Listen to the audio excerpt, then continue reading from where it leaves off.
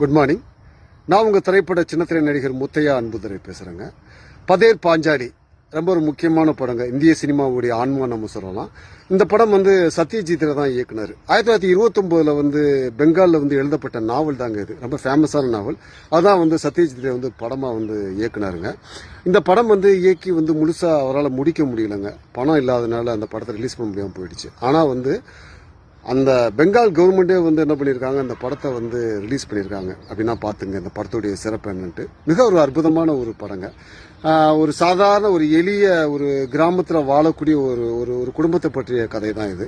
ஒரு தாய் தகப்பன், ஒரு வயசான பாட்டி இருப்பாங்க.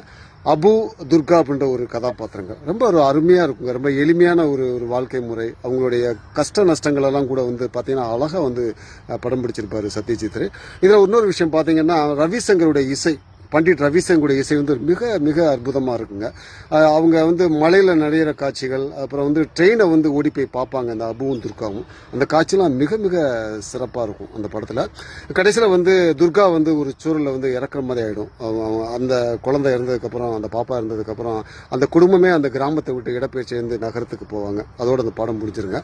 ஆனால் அந்த படத்துடைய பாதிப்புகள் நமக்குள்ளே இருந்துகிட்டே இருக்குங்க.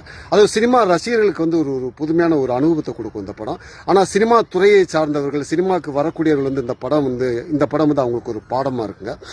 இந்த படம் தான் சத்யஜித்துடைய முதல் படம். அவருக்கு இந்தியாவில் முதல் முறையா ஒரு ஆஸ்கார் விருது வாங்கினார். வாழ்வியலில் அச்சீவ்மெண்ட் அவார்டு சத்யஜித் கிடைச்சது. இந்த மாதிரி பல சிறப்புகள் இந்த படத்துக்கு இருக்குங்க. முடிஞ்ச வரைக்கும் நல்ல படங்களை பாருங்க. அது உங்களுக்கு நல்ல ஒரு உணர்வுகளை உங்களுக்கு கொடுக்கும். பதேர் பாஞ்சாலி மிஸ் பண்ணாதீங்க. யூடியூப்ல கூட இருக்கு. ஸோ நல்ல படங்களை பார்ப்போம். நல்ல ரசனையான ஒரு ஒரு விஷயத்தை நமக்குள்ள வளர்த்துப்போம். நல்ல ரசனைகளை. ஆனால் ஒரு அருமையான படங்க. இந்திய சினிமாவுடைய ஆன்மான்னு தான் நான் சொல்லுவேன். சத்யஜித்துடைய படங்கள் எல்லாமே மிக சிறப்பாக இருக்கும். ஸோ அதில் பதேர் பாஞ்சாலி மிக அற்புதமான படம். படத்தை பாருங்க.